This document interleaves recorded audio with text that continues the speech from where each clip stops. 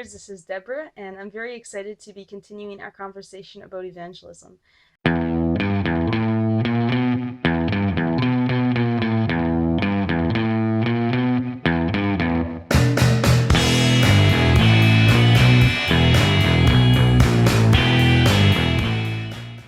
I would like to continue this conversation and give some more practical examples and ideas for how we can be more effective in our evangelism.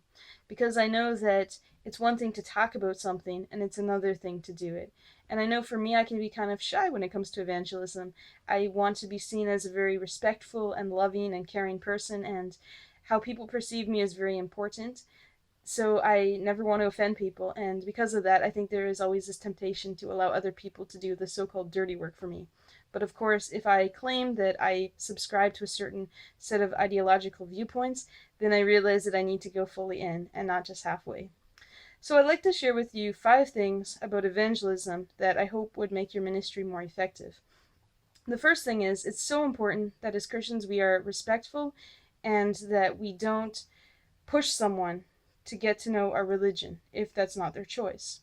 Obviously, I know that the Bible says that Jesus is the only way, and there's no refuting that.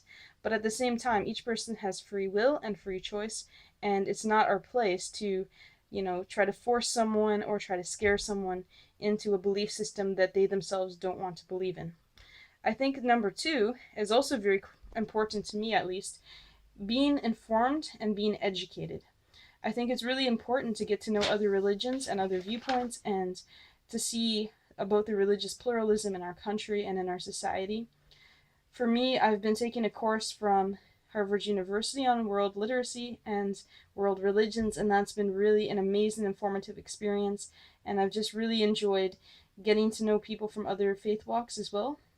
A few years ago, I published a post called 5 Things Having a Muslim Friend Taught Me, and definitely having that kind of deep relationship with someone of a different faith is incredibly rich and transformative. And it was so important that when I made this friend, I was always upfront and honest about my faith. I knew right from the start she's a Muslim. She knew right from the start that I'm a Christian, but we were totally okay with that. And there was sort of an unspoken agreement between us that neither one of us would try to convert the other to their religion. And because of that, we have created and fostered this really rich and amazing relationship, and I wouldn't change it for the world.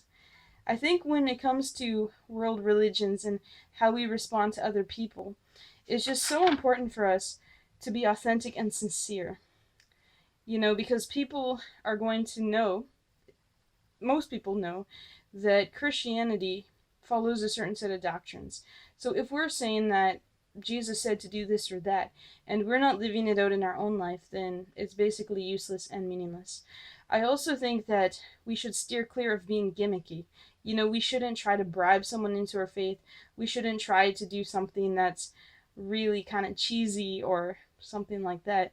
But when we have outreach events or if we want to invite someone to our church, it should always be in the form of friendship and love and acceptance, and not getting too caught up in the politics, because that's just not cool, let's face it. And also, I think we definitely should not be scared of evangelism.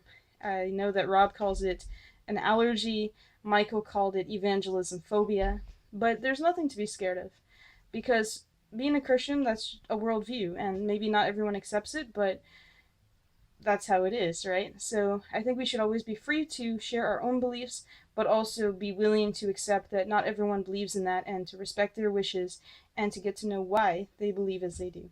So those are just my thoughts. I'd be happy to continue this conversation, and I wish you all a good evening.